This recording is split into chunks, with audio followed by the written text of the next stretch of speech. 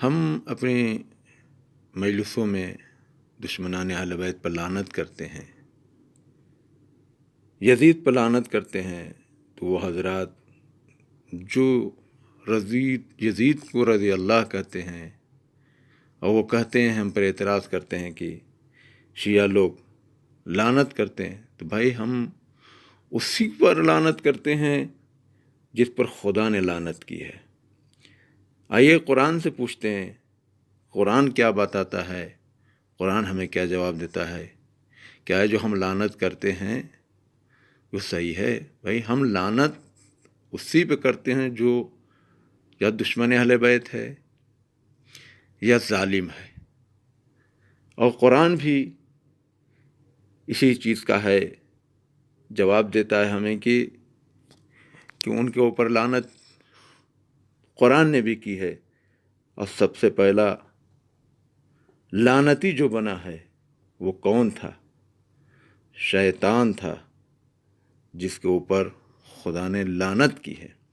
اب رہ گیا سوال کہ بعض لوگ کہتے ہیں کہ شیعہ لوگ گالی دیتے ہیں، جس کو لعنت کا مقصد نہیں معلوم، وہ کہتے ہیں کہ گالی دیتے ہیں، لیکن در حقیقت ہم گالی نہیں دیتے، اس لیے کہ ہمارے اسلامی تہذیب اور ثقافت میں یہ چیز نہیں پائی جاتی کہ ہم دوسروں کو کسی کو گالی دیں۔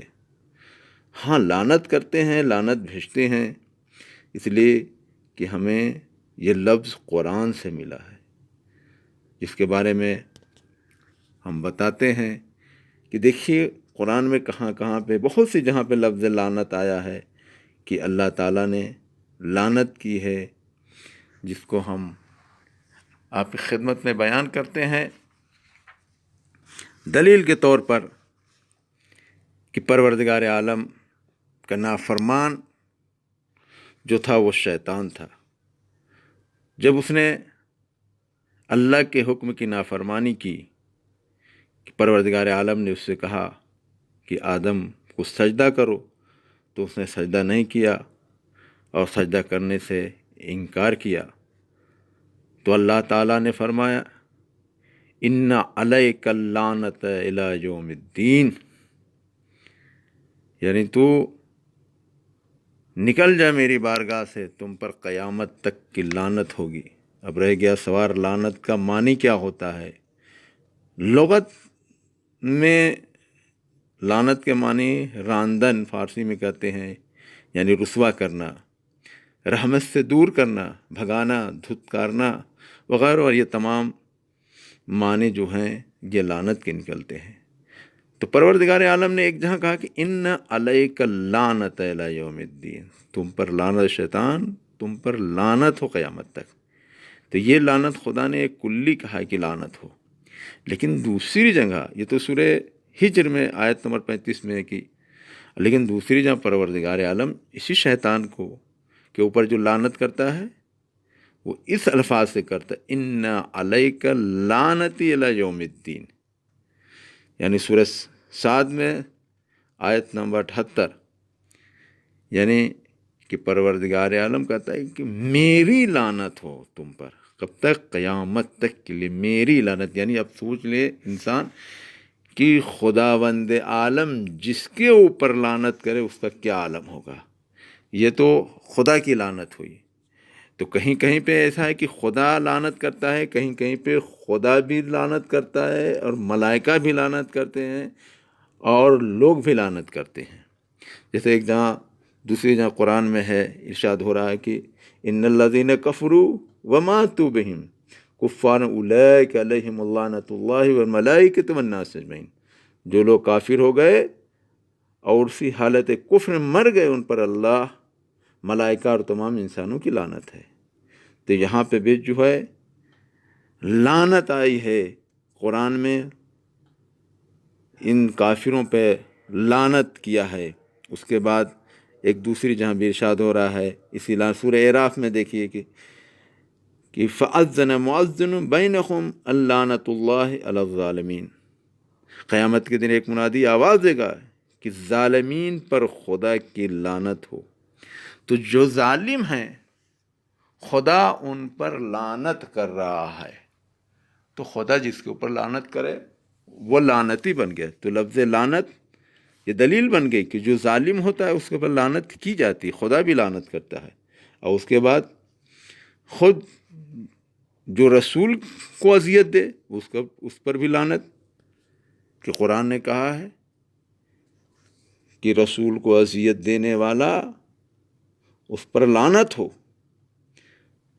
کہ قرآن مجید میں پروردگار عالم فرماتا ہے ان الذین یؤذون اللہ ورسولہ لعنہم اللہ فی الدنیا والآخرہ وأعد لهم عذابا مہینا، یقیناً جو لوگ خدا اور اس کے رسول کو ستاتے ہیں ان پر دنیا و آخرت میں خدا کی لعنت ہے، اور خدا نے ان کے لیے رسوا کن عذاب مہیا کر رکھا ہے۔ تو عزیزو، یہ قرآن کی آیت ہے کہ جس نے رسول کو اذیت دی اس پر لعنت ہو۔ تو جو رسول کو اذیت دے اور اس پر لعنت ہو، تو اگر ہم بھی لعنت بھیجتے ہیں، ہم تو سیرت پیغمبر پر عمل کرنے والے ہیں نا، ہم تو خدا کی اطاعت کرنے والے ہیں۔ خدا جس پر لعنت بھیجتا ہے ہم اس پر لعنت بھیجتے ہیں، رسول جس کے اوپر لعنت بھیجتے ہیں ہم اس پر لعنت بھیجتے ہیں۔ تو خدا کی طرف سے ہے کہ جو رسول کو اذیت دے اس پر لعنت۔ اب آئیے ایک حدیث بھی دیکھ لیے جو بہت مشہور معروف حدیث ہے، جس کے بارے میں سنی شیعہ تمام لوگوں نے اس حدیث کو نقل کیا ہے کہ رسول اللہ نے یہ فرمایا تھا کہ فاطمہ بضعۃ منی من آذاها فقد آذانی، فاطمہ میرا ٹکڑا ہے، جس نے اسے اذیت دی اس نے مجھے اذیت دی۔ اب اس حدیث کے ذیل میں دیکھیے کہ جس نے فاطمہ زہرا کو اذیت دی اس نے رسول کو اذیت دی، جس نے رسول کو اذیت دی اس نے گویا اللہ کو اذیت دی، اور جو اللہ کو اذیت دے گا وہ کافر ہے۔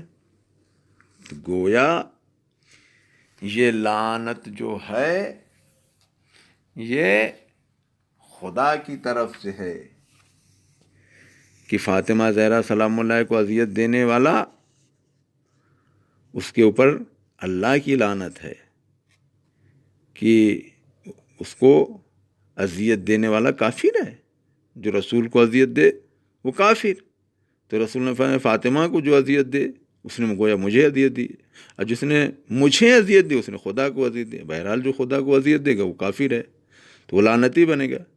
تو ہر عقل مند انسان کہے گا کہ اولاد کو اذیت دینے والے جو ان کی اولاد کو اذیت دے رہے ہیں تو کیا رسول اس سے خوش ہوں گے؟ گویا جو اولاد کو جب اذیت ہوگی تو بہرحال ان کے والدین کو، ان کے نانا کو، ان کے جد کو، ان کے چاہنے والے کو، سب کو اذیت ہوگی۔ اور یہ تو قاعدہ کلیہ ہے کہ انسان کے خانوادے پر اگر کوئی ظلم کرتا ہے تو اس خانوادے کے تمام افراد کا دل دکھتا ہے۔ جب وہ دل دکھے گا تو کیا کرے گا؟ اس کو دعا دے گا، بہرحال لعنت کرے گا۔ اور وہ لعنت کی فہرست میں جو بھی آ جائے، اب اس میں بعض ایسے افراد بھی آ جائیں گے کہ جو رسول کے بہت نزدیک تھے، کہ جنہوں نے رسول کو اذیت دی۔ تو جو فاطمہ کو اذیت دے اس پر لعنت ہے، اور خود امام حسین علیہ السلام کے بارے میں رسول اللہ نے فرمایا تھا حسین منی وانا من۔ یہ حدیث جو ہے تمام سنی شیعہ تمام کتابوں میں موجود ہے کہ جس نے حسین سے محبت کی اس نے گویا اللہ سے محبت کی۔ اب جو حسین کو اذیت دے تو اس کو اذیت دینے والے شخص کو کیا کہا جائے؟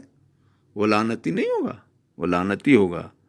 تو یہ آیات قرآنی اس بات کی دلیل ہے، اور قرآن لعنت کرتا ہے ظالموں پر۔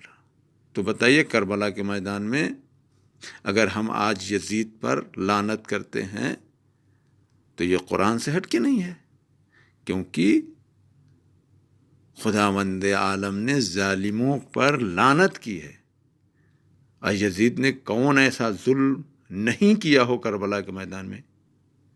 بچوں کو اسیر کیا، شہید کیا، لاشوں پہ گھوڑوں کی پامالی ہوئی، اور ان بچوں کا کیا قصور تھا جو بھوکے پیاسے تھے، جن کو تماچے مارے گئے؟ تو یہ ظلم نہیں تھا؟ تو یہ ظالم نہیں کہا جائے گا کہ جنہوں نے ان اہل بیت کے اوپر ظلم کیا؟ لہذا قرآن کے روح سے، قرآن کے نقطۂ نظر سے ظالم پر لعنت ہوتی ہے، اور ہر انسان ظالم پر لعنت کرتا ہے۔ لہذا یہ ہمارے لیے محکم دلیل ہے کہ ہم جو لعنت کرتے ہیں، جو بھی رسول کو اذیت دینے والا ہو، آل اولاد رسول کو اذیت دینا، ان کے اوپر لعنت ہے۔ خاص کر ظالم جو بھی ہوگا اس پر خدا کی لعنت ہے۔ ہم لعنت پر بھی لعنت کرتے ہیں، اس لیے کہ یہ سیرت پیغمبر، سیرت پروردگار عالم میں پروردگار عالم بھی جو ظالموں پر لعنت کیا ہے، رسول اللہ نے بھی لعنت کیا ہے، لہذا ہم بھی لعنت کرتے ہیں، اس لیے کہ رسول کی سیرت ہمارے لیے بہترین نمونہ عمل ہے۔ اب اس سے بہترین دلیل کیا ہو سکتی ہے؟